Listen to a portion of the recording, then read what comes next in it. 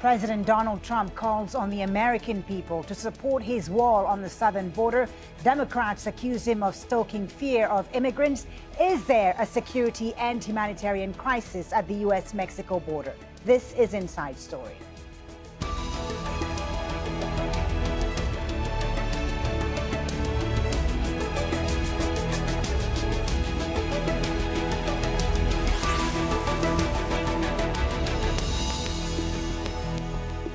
Hello and welcome to the program. I'm Folly Thibault. U.S. President Donald Trump is refusing to give up his signature campaign promise of building a wall along the border with Mexico.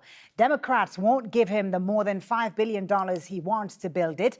The stalemate has led to the second longest partial U.S. government shutdown in history. So the president went on primetime television to argue that the barrier is needed to stop what he calls a growing humanitarian and security crisis.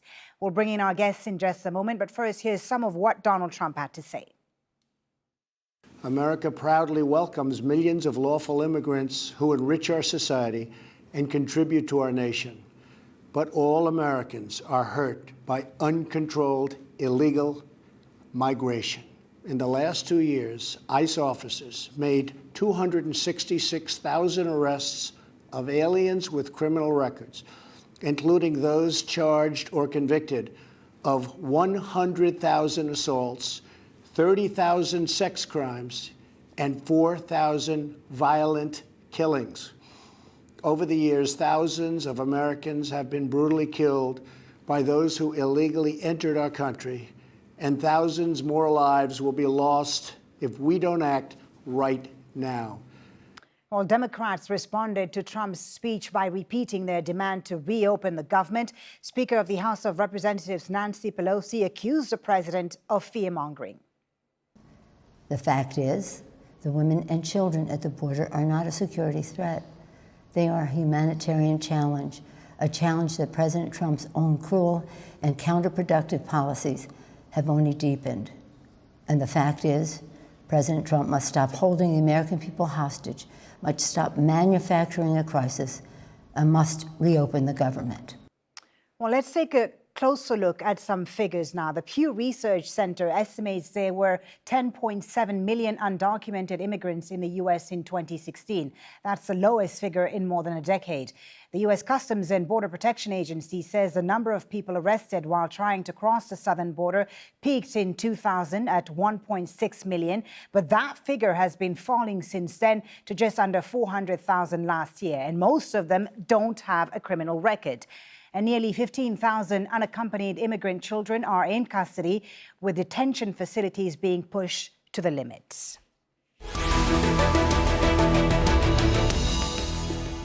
So, is there a crisis at the U.S. Mexico border? Let's bring in our guests. Joining us from New York is Sahar Aziz.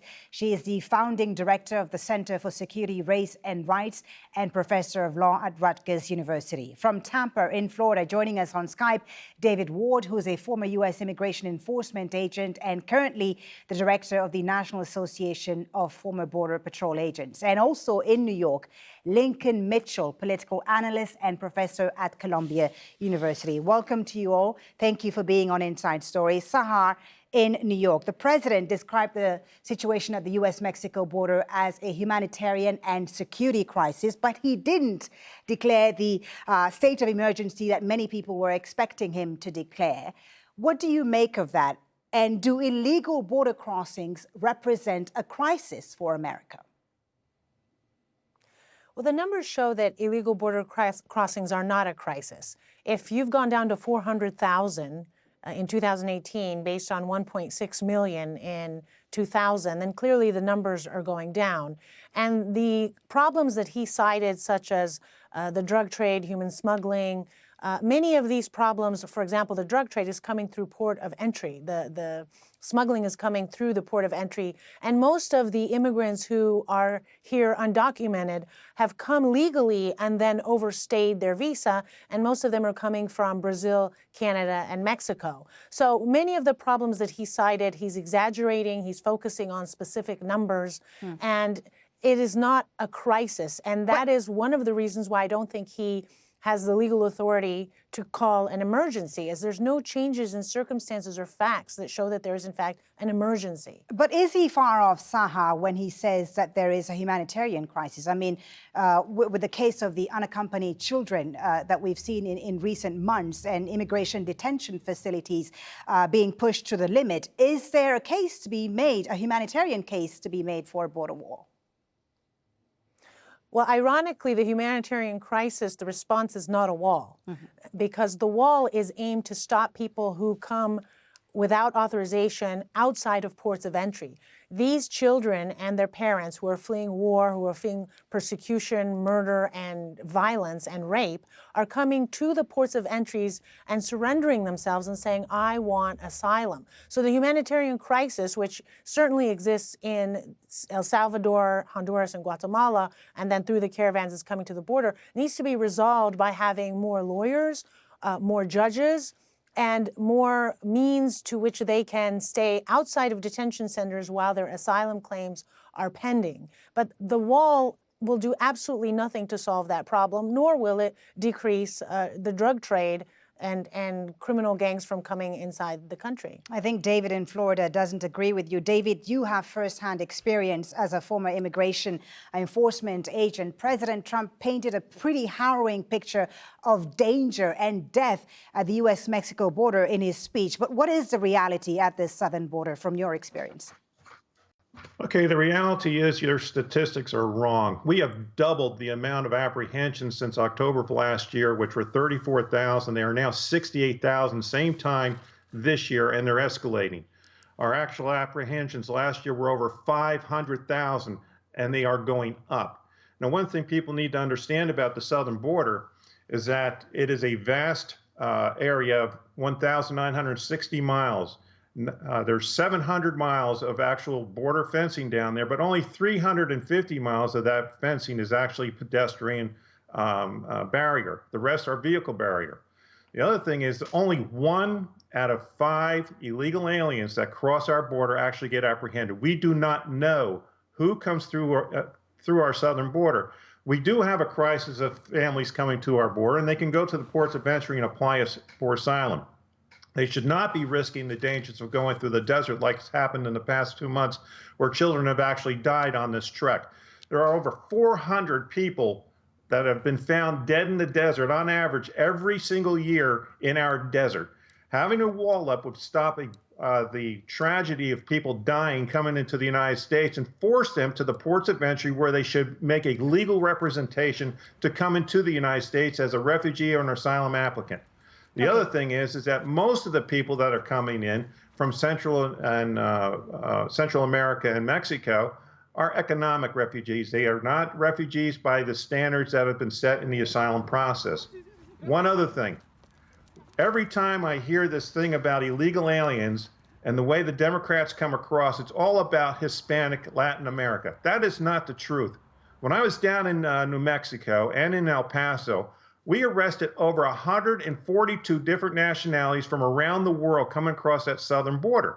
I'm talking about Vietnam, China, Bangladesh, India, the sub-Saharan countries, Africa. They come into the United States because it's an easy conduit coming through Mexico into the United States. Okay, David, let me just bring Lincoln into the conversation.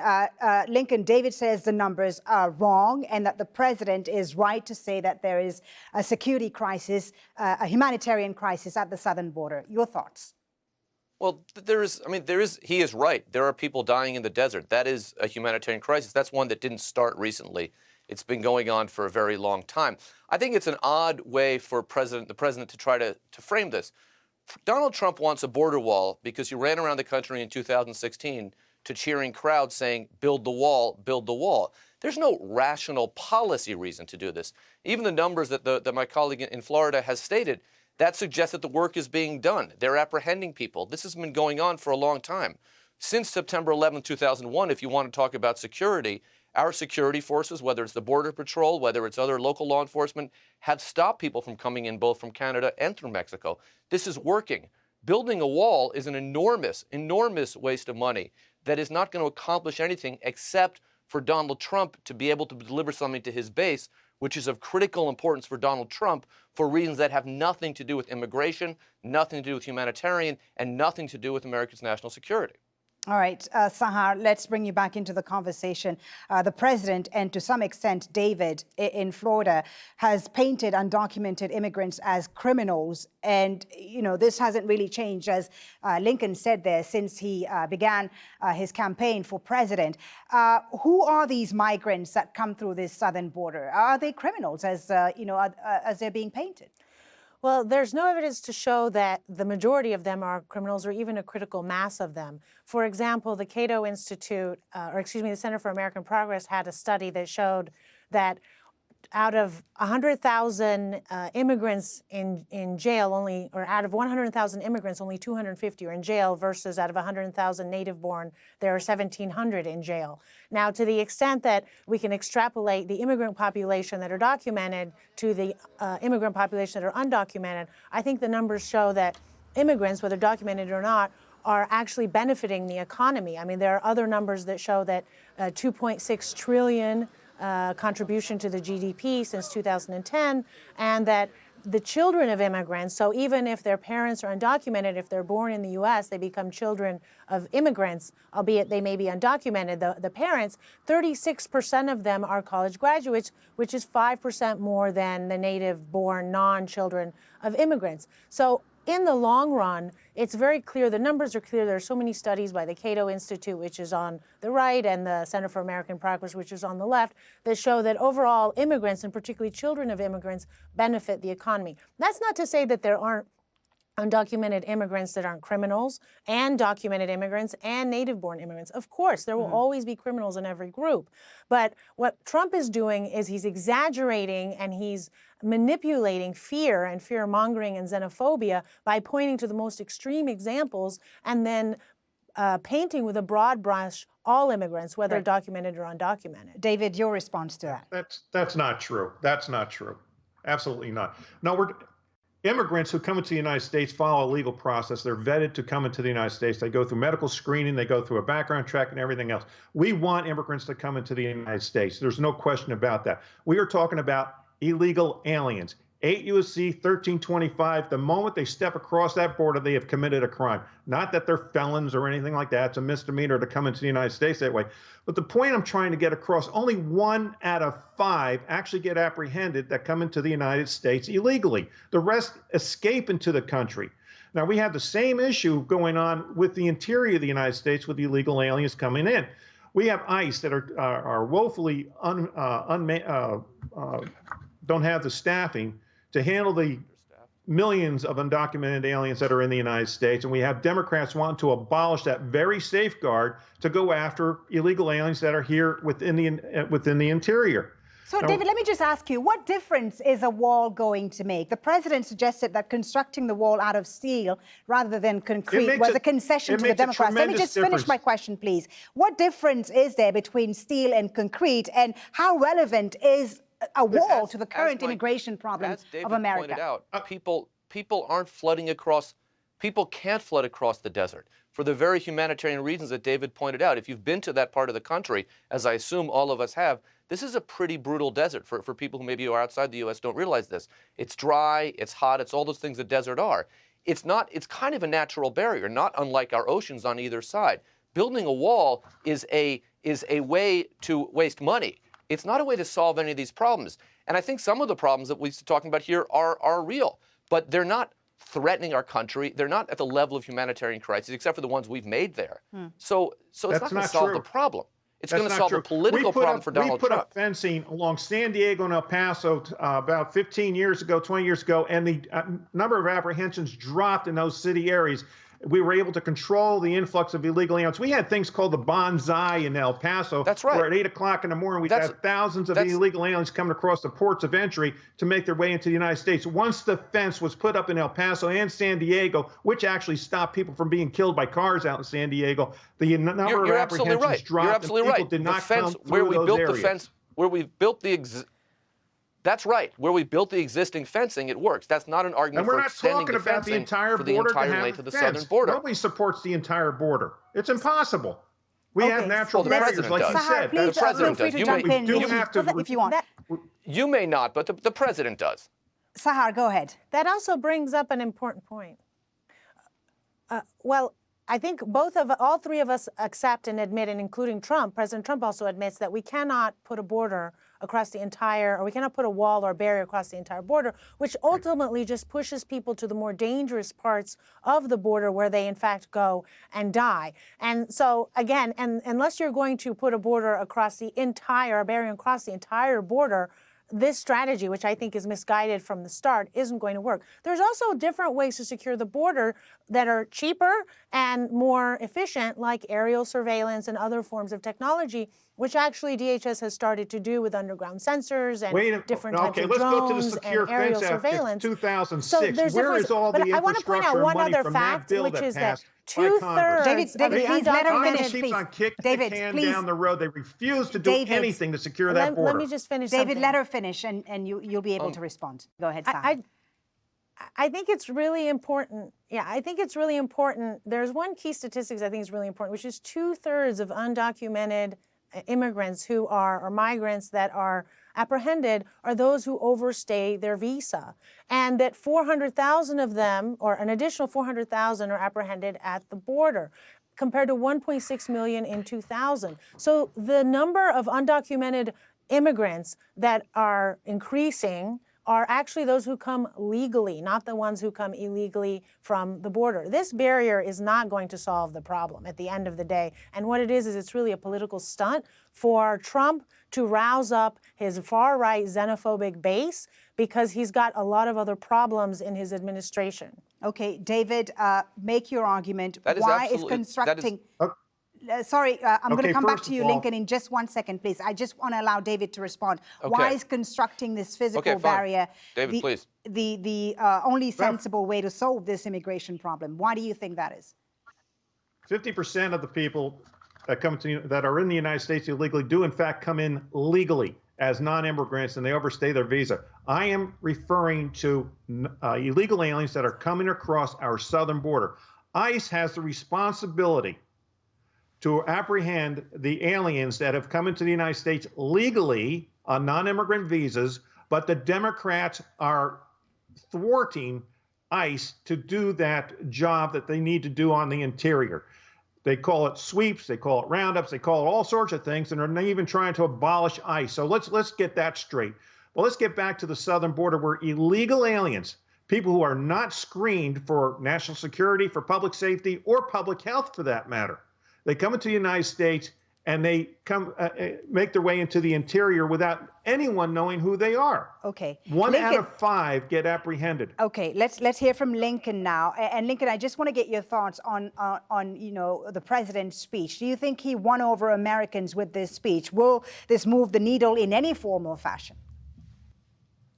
He wasn't trying to win over Americans with his speech. This president is very unpopular. He's not going to persuade people in the middle to move towards his side. This was a speech about shoring up his base. If the president really wanted this wall, he would have made this fight when his party controlled both houses of Congress. There's a reason he's making this fight now. And that reason is, with the Democrats controlling the House of Representatives, life in Washington has gotten a lot tougher for Donald Trump. The only way that Donald Trump survives this year, and in fact survives beyond this, is by keeping his base loyal and enthusiastically supporting him, not by moving people in the middle, because that ship has sailed. This is a strategy, like everything Donald Trump has done, to keep the base loyal and to mobilize them. My two colleagues are engaged in a spirited debate about immigration. That is an interesting debate. This issue in Washington is not about immigration. This is about Donald Trump, on the one hand, trying to distract attention from the Mueller report, but also to make sure that his base is mobilized so that no matter what Robert Mueller reports out, 35% of the people dismiss it outright as, to use Trump's unfortunate words, fake news. This is about politics. It is not about immigration. Anyone who takes a step back and tries to understand the many, many challenges facing our country knows that immigrants from the South is not one of them. That's just not the reality in which the United States exists right now. Okay. But in Donald Trump's political future, it is extremely important. That is what this is about. David, Lincoln makes a very good point when he asks, why did the president not push for this wall when the Republicans controlled the House and Senate and he was in the White House? Why now? Well, He did push for it, but we had a Republican, and I'm not going to support the Republicans or the Democrats on this because they're both one and the same. They have kicked this can down the road since the Simpson-Mazzoli Act back in 1986, and they continue to do so. Schumer and Pelosi both came out and said, well, just open up the government. We're going. That may be true. And then we'll talk about the border after that. They've done that for the past 3 decades, claiming they're going to talk about the border and do something about it, and they don't. Pardon me? You're right about that, but I'm making a tactical. You're right about that, but I'm making a tactical point. Donald Trump had leverage over Paul Ryan and the House Republicans. He doesn't have leverage over Nancy Pelosi because, to put it in plain English, Nancy Pelosi just cleaned his clock last November. Mitch McConnell is also a player in here. We talk about Chuck. Chuck has no influence here. Mitch McConnell runs the U.S. Senate. He can bring over 7 Democrats if he's worried about a cloture vote. He didn't even try this. I think you're right that he may not have succeeded, but he did not go to the mats if he really, which is what he would have done if he really wanted this, because he had a much better shot. If you look at any major legislation, going back really almost to the New Deal, it happens when the president controls both parties. That was his moment. Right. He chose not to do it, and now Nancy Pelosi is going to stop him. All right, Sahar, and in New York. And that's probably best for America. All right, Sahar, if this is a political issue, as Lincoln says, in New York as well. So what happens next then as far as this immigration issue? I mean, and what does it mean for the thousands of people who are waiting to cross this border into the United States? Well, I think those who come to the port of entry will continue to be processed. The major concern right now is this humanitarian challenge, as Pelosi stated, with these children in particular, and ensuring that they are not separated from their parents, ensuring that they are not in these awful detention conditions where they're dying and getting very ill and being traumatized. But I do agree that this is, in fact, a political stunt. Even a Quinnipiac University poll in December of 2018 showed that 54% of Americans do not want this wall. The over 1 million U.S. federal employees are very upset that they're not getting their paychecks, which is causing them to miss their mortgages, miss their car payments, unable to purchase food, and many of them are vets. So Trump isn't doing himself any favors with part of the population that he claims supports him, the vets and federal employees, who also themselves have said they don't support this wall. So this is a diversion. I think it's going to blow back in his face, because if he digs his wheel in, he's acting like a child with his tantrums, saying things such as, I will keep the government closed as long as I have to until I get, quote, quote, quote, my wall. Sounds like a toddler. So I think he's really setting himself up to lose his base or shrink it, and he probably will not have a very strong chance in 2020. So I think it's a very, very foolish move on his part. And frankly, I don't think the Republicans want the wall any more than the Democrats do, at least the establishment Republicans, because I think they understand that it's not going to solve the ultimate problem, which is border security. All right. I think this is a political stunt at the end of the day. David in Tampa, I'll give you the last word because we're almost at the end of our show. If you believe that there is a crisis indeed at the southern border, are you in favor then of the president declaring a national emergency at this border? Well, if it's going to get the Congress to act and understand what's going on the border, yes. Look what happened in San Diego. We haven't deployed tear gas in years, and now we're deploying tear gas because people are trying to get across that border. Most of those that came in the caravan, the past couple caravans, were young adult males. They were not families. There were some families that came in, but most of them were young adult males. The video is out there. People could see what was going on. Even Mexico was having issues with the migrants that came into Tijuana, the things that they were doing there. We do need to have security on our border. We need to get our politicians to get their act together, which they have refused to do. It's not necessarily Donald Trump, but it's the entire political process that refuses to address the issue. All right, we'll leave it there. Thank you very much for a very heated and interesting discussion. Sahar, Aziz, David Ward, and Lincoln Mitchell. Thank you for watching as well. You can always watch this program again anytime by visiting our website at aljazeera.com. For further discussion, go to our Facebook page. That's facebook.com/AJ Inside Story. And you can, of course, also join the conversation on Twitter. Our handle is at AJ Inside Story. From me, Thibault, and the whole team here in Doha, thank you for watching. Bye for now.